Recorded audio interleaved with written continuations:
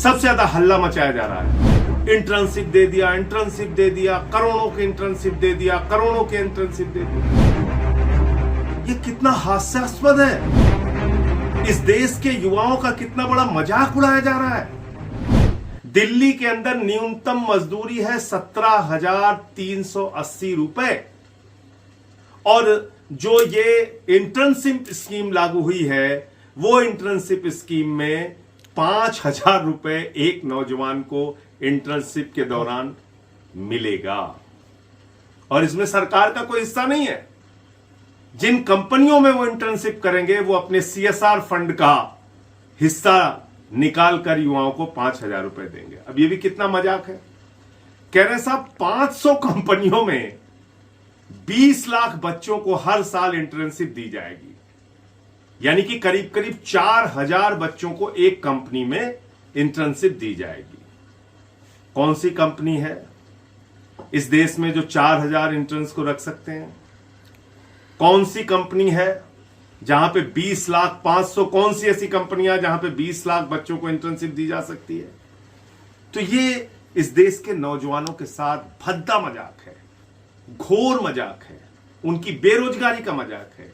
एक तरफ आप अग्निवीर योजना लाके सेना को ठेके पे रखते हैं, नौजवानों की पीठ पे छुरा मारते हैं। दूसरी तरफ इंटर्नशिप ये स्कीम लोगों को गुमराह करने के लिए, नौजवानों को सिर्फ एक झुंझुना पकड़ाने के लिए, वो भी 1 साल के लिए, जिसमें जॉब की कोई गारंटी नहीं, जिसमें कोई सरकारी विभाग में नौकरी मिल जाएगी इस बात की गारंटी नहीं।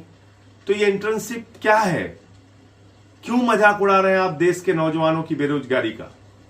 इसलिए मैं फिर से दोहरा रहा हूं कि ये बजट इस देश के करोड़ों लोगों को निराश करने वाला बजट है, जिसमें किसान भी शामिल हैं, जिसमें नौजवान भी शामिल हैं, जिसमें माताएं बहनें भी शामिल हैं, जिसमें देश का व्यापारी भी शामिल है।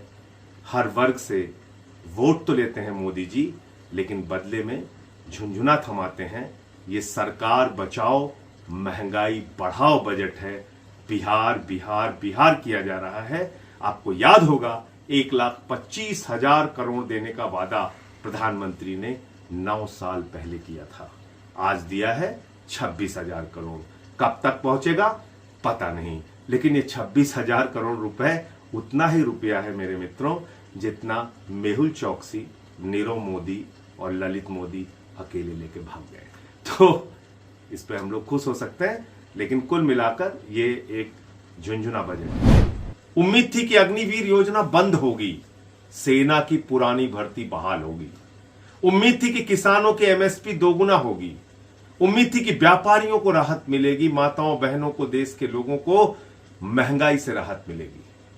हर वर्ग निराश हुआ है। और इतना ही नहीं, जो बजट का हिस्सा था वो हर महत्वपूर्ण विभागों में कम किया गया है। सबसे पहले बात करते हैं सेना की। भारत की सेना हम सब के लिए गर्व और गौरव का विषय है। पिछले साल कुल बजट का 9.6% सेना का बजट निर्धारित हुआ था। इस बार कुल बजट का 9.4% सेना का बजट निर्धारित हुआ है। बात करते हैं एग्रीकल्चर की, कृषि क्षेत्र की। कुल बजट का 3.20% बजट कृषि क्षेत्र के लिए निर्धारित हुआ था पिछले साल। इस साल वो घटकर 3.15% निर्धारित हुआ है। बात करते हैं स्वास्थ्य की। पिछले साल स्वास्थ्य का बजट था पूरे देश के कुल बजट का मात्र 1.97%, यानी 2% से भी कम हिंदुस्तान का स्वास्थ्य बजट था।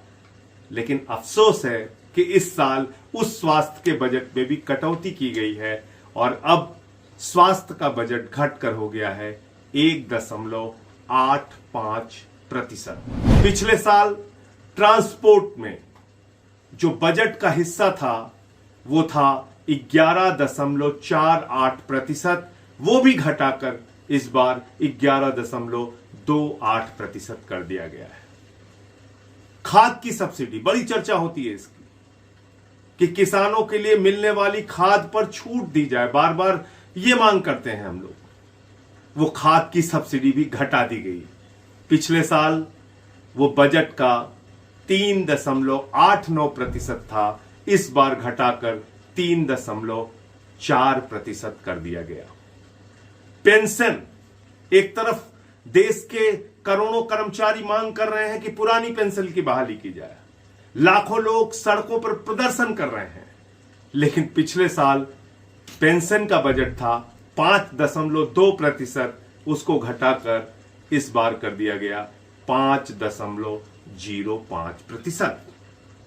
तो हर उस क्षेत्र में जिससे लोगों को राहत मिल सकती है, उसमें बजट में कटौती की गई है। आप अंदाजा लगा सकते हैं सरकार की प्राथमिकता क्या है। सरकार की प्राथमिकता है अपने कॉरपोरेट घरानों को राहत देना, उनका टैक्स नहीं बढ़ाया गया।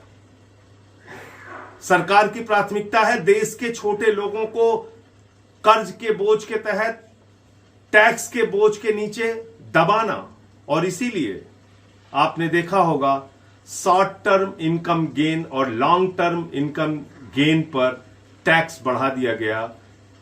शेयर बाजार में 10 करोड़ निवेशक, लगभग 30 करोड़ परिवार अगर संख्या उनकी मिला ली जाए तो होते हैं, उसमें शॉर्ट टर्म इनकम गेन पर 15% से टैक्स बढ़ाकर 20% कर दिया गया, और लॉन्ग टर्म इनकम गेन पर 10% से बढ़ाकर 12.5% टैक्स कर दिया गया। और आज इसी के कारण आपने देखा होगा कि शेयर मार्केट धड़ाम से गिर गई। ये बजट अगर आप देखेंगे तो देश के करोड़ों लोगों को निराश करने वाला बजट है।